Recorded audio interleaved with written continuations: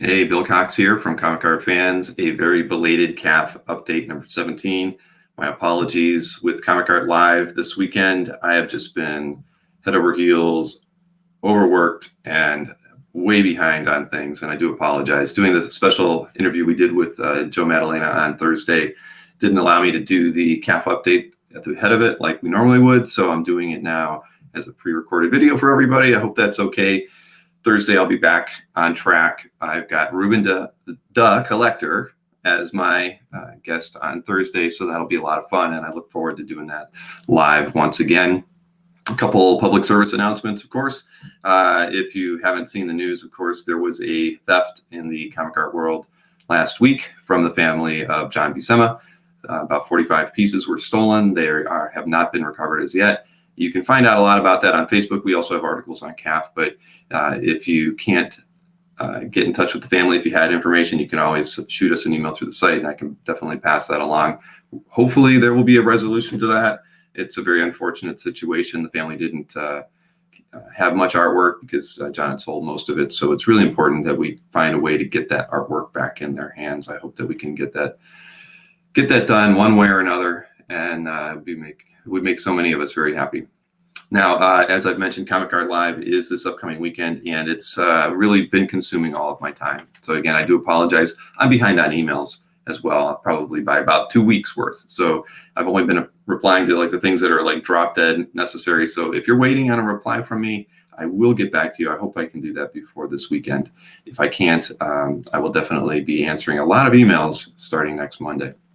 So I did want to give a few updates about the show. You know, we're almost wrapped up with the panel schedule, which I hope to have online today.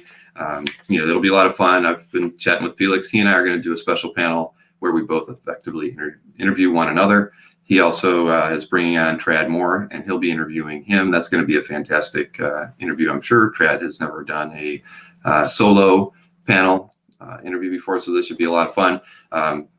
Tatiana has secured Mike McCone and Sanya Anwar, and we've also got a few people from Kirby's. Let's see, I think we've got David Mack and Zoo will be on Sunday, and we've secured Gerald Perel and Casey Parsons and a few other people from Kirby's on Saturday. Walt Simonson should be on Sunday, interviewed by Scott Dunbier, and Anthony Snyder's doing his regular thing. Now, all of this and the full schedule, the hours and the times and everything will be posted to CAF, and I will have it as part of the description here in the notes below, so on YouTube. So I hope that everybody keeps on top of the schedule because it is still a little fluid, but I should have it all ironed out by the end of the day. Now, before we jump into the market reports and whatnot, I did want to cover a few things. This is a really busy week. In fact, the whole month is really busy in terms of auction sales. But this week in particular, there are several auctions that are ending real soon. And of note, I guess, let's see, we can look at November 11th, which is on Wednesday. RR Auctions has an animation auction with some comic art in it as well.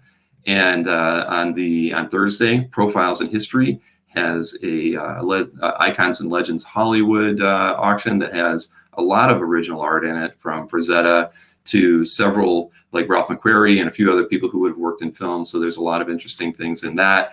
Huberty and Bryn has a Christie's auction on November 12th as well. So those three auctions are all ending in the next couple days. On top of all that, beginning next week, we have the Comic Link auction starting. Their fall featured auction starts on November 17th. Heritage has a signature auction, which is on the 19th through the 21st.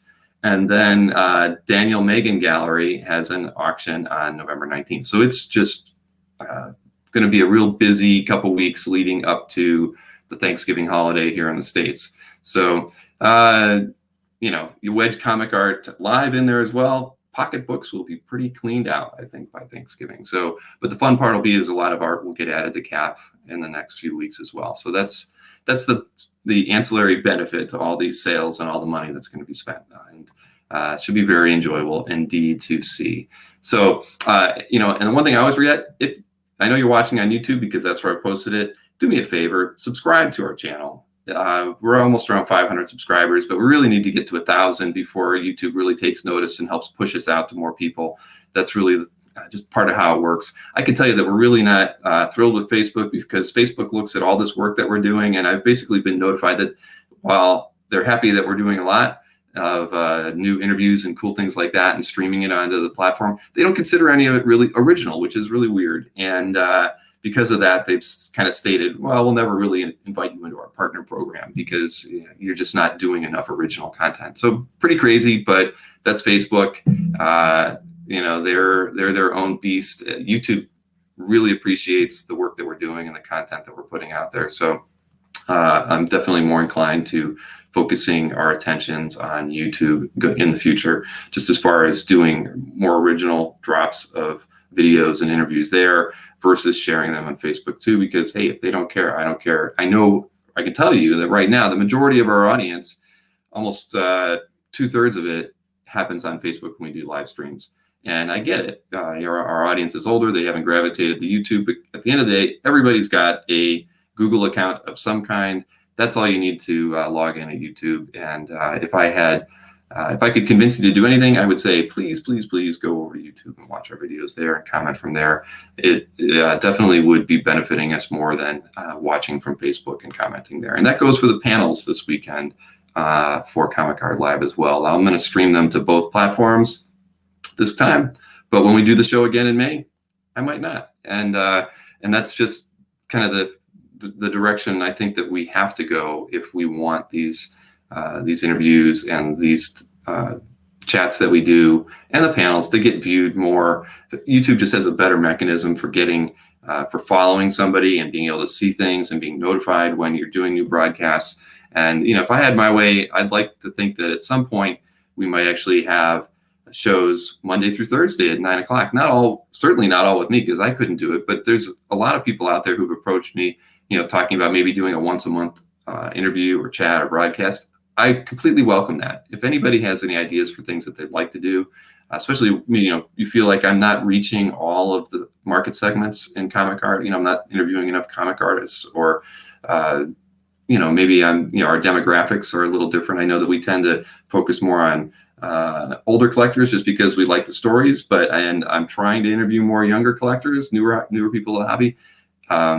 Certainly if I can't do it all, I'd like people to help me that are interested in doing that. And I'd like to give them a platform to do that. So through the Comic Art Live channel that we have on YouTube, it would be a great place for us to do that. So I welcome that. Please reach out, let me know. So with that out of the way, I do look forward to this weekend. And if anybody has any questions about Comic Art Live, how to exhibit, how to attend, you can go to the site, certainly, to get that information. There's a link in the menu for it that it goes over everything. But if you have any questions, please email me.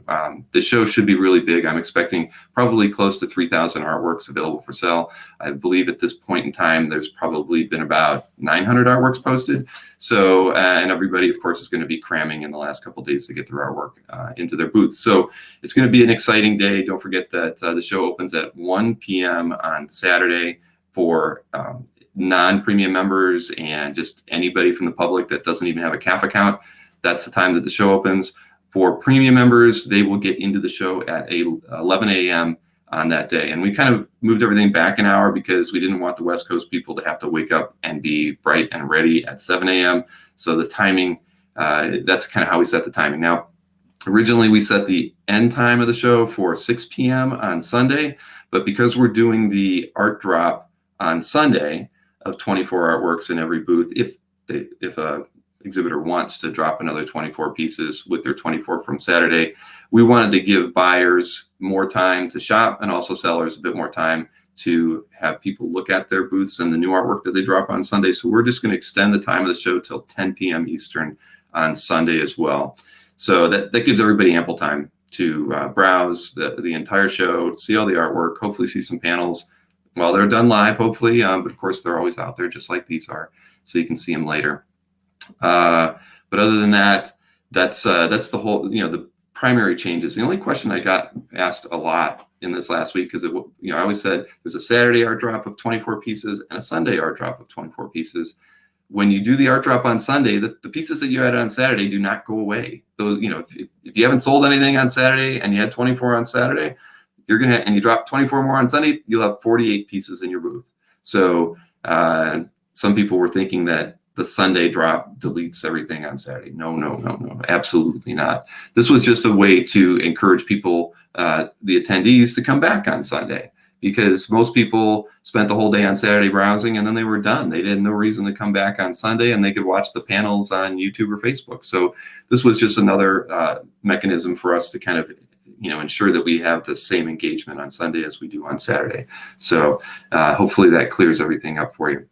So with that out of the way, I did want to hit on our standard market reports and whatnot. Last week was a really slow week for comic art dealers. There was only, I believe, let me pull it up here, around $199,000 in total sales for the week. So rather slow. This first piece was actually pages 2 through 17 from Adventure Comics by Jim Aparo, sold by Will Gabrielle from Will's Comic Art page for $13,500. This next piece was sold by Panel Page Art. Of course, it's J. Scott Campbell. It's from his Fairy Tale Fantasies calendar from 2011. It sold for $8,500. Next up is a piece by Charlie Adlard, sold for $8,250 by Splash Page Comic Art, the cover to Walking Dead number 178. And this, of course, is Robin King issue number 1 cover by Riley Rosmo, sold by Felix Comic Art on Halloween for $8,000. Next up is this Island Girl painting by Jeffrey Jones, and it was sold by Romita Man Original Art for $7,500. And finally, another piece sold by Glenn from Panel Page. This sold for $5,500. It's Silver Surfer number 35, page 11, by Ron Lim, of course. So yeah, pretty down week. And I can tell you, I just posted this morning like I do every Monday morning, the last week's dealers sales, and sales were up by $100,000, back in the normal range, which is always around $300,000. So it must have just been a down week. Nobody had any really spectacular art drops the prior week, and last week there were a few. So that's what you'll see in the following CAF update on Thursday. Now, as far as auction house sales, they were pretty normal. There was actually, of course, we cover eBay and Heritage. Heritage also had that Ed Asner Charity auction that I think by itself raised around $80,000. So in the mix for our normal reporting was that auction as well. So the total sales for last week, or the week before last, because I'm late, $290,000 from Comic Art Auctions. This is from eBay, New Mutants issue 88 by Rob Blayfeld. It sold for $7,201. Lots of Rob work on the market of late, and all of it selling for a lot of money. This is, of course, Mike Mignola. It's a Cthulhu painting, sold for $6,700, part of the charity auctions that he has continued doing. He must be somewhere in the $350,000 raised so far. And finally, from eBay, this is a Daniel Klaus 8-ball artwork, sold for $6,000. You certainly don't see much work from 8-ball, so this was a pretty rare thing to see on eBay, especially. Next up is 3 sales from Heritage Auctions. This is Yvel Gisette and an Aaron Soud Batman Harley Quinn page, number 15, sold for $3,120. I'm sure I butchered that name. And next up would be Dave Sim Spawn 10. That's a remastered and expanded variant cover, sold for $2,880. And then this was a pretty cool Archie Annual number 19 house ad. And it was penciled and inked by Harry Lucy, and it sold for $2,280. And I only picked one piece to feature from the Ed Asner charity auction from Heritage. It was this Mike Mignola Hellboy Omnibus number 4 unpublished cover, but it sold for $12,600. So by far the highest sale from that auction, I believe, an Adam Hughes Captain America sold for the second highest amount. And a Neil Adams Batman illustration also did pretty well. I think, let's see, $3,600. So all in all, it was the 3rd annual Inktober sale that Heritage has hosted, and I'm sure they're going to continue doing those. It's for a great charity, and it always kind of picks up our numbers once a year. So it's nice of them to have that. I'm going to dive right into the most popular comic art for that week as well. And of course, I always keep saying that week. It was the end of October and up to November 1st. So the pieces from that week that I deemed most popular, and again, I always pull these pieces from most commented, most liked, most viewed, and I kind of cobble those pieces together all week, and I usually have about 30 pieces that I'm looking at, and then I whittle it down to 14 or 15 from my personal favorites that I think that continue to do well throughout the week. And these, of course, are collected pieces only. I never include any pieces that somebody is offering for sale. I've been asked that in the past. Hey, my most viewed piece was this. Why didn't it make it into your thing? It's got 3 times the views of Blahs. Well, it's because I'm not showing anything that people are listing for sale. If you get stuff to market, that can be done in so many other different ways than me picking popular art that I like on my site. So let's pull these up. This first piece is going to be a really awesome title splash to Tales to Astonish number 92 by Marie Severin and Frank Giacoya. It's in the collection of my good buddy Dan Poddick. Now this piece I think was posted on Halloween and properly themed, of course, from Batman 267, collection of Dan Gallo. It's by Dick Giordano and Tatiana Wood. And of course, this is from Dino Mauricio, his collection. It's a Chris Picciolo Sandman pinup, classic period. Hopefully I'm going to get Dino on one of these days into one of our CAF chats. And I just like this piece from Hulk 78. It's like a half splash, fin fang boom, collection of Greg Goldstein. It's Lee Weeks and Tom Palmer. And from my good buddy, Jason D'Ambrosio, who will be on the show one day, I also can assure you, this is Uncanny X-Men 159 by Bill Sienkiewicz and Bob Wyasek. This is Moon Knight, High Strangers #1, title page splash, a collection of Paul P. After Bill Sienkiewicz, I would say Mark Teixeira was born to draw Moon Knight, and that splash definitely illustrates that thought. This is from Swamp Thing #2, collection of Michael Wygant. Of course, it's Bernie Wrightson. Michael's just been rolling out incredible pieces every week, and this was another one. This is from the collection of Steve D. Bob Brown and Mike Esposito as artists. This is from Avengers 118, page 17 from 1973. So many heroes in the same page. I just love that page. This is from Uncanny X-Men number 242, collection of Carlo M. The artists, of course, are Mark Silvestri and Dan Green. Just for me, one of my favorite periods in X-Men history, and that was a great page. This one got a lot of views, deservedly so. It's a Neil Adams Tomahawk number 123 cover, collection of Frank Giella. Definitely not the way you want to go, right? And of course, an Adam Hughes piece, collection of Jim D'Amico. This is a Doctor Strange number 11 cover. Beautiful. This is a painting by Ryan Brown in the collection of Matt E. This is let's see, it was a Batman Catwoman Crimes of Passion #1 cover. Absolutely beautiful. And you know what? This is my favorite piece of the set. This is in the collection of Dan Gallo. It's, of course, Sam Keith, Venom #9 cover.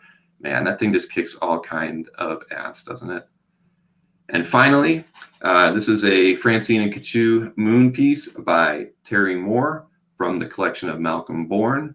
I've been talking with Malcolm as well. He's going to be on one of our shows in the very near future. And also, speaking of Terry Moore, Terry has actually set up at Comic Art Live for the weekend. So he's going to be exhibiting there. Also, I've been speaking with Simone Bianchi. He's going to be showing again.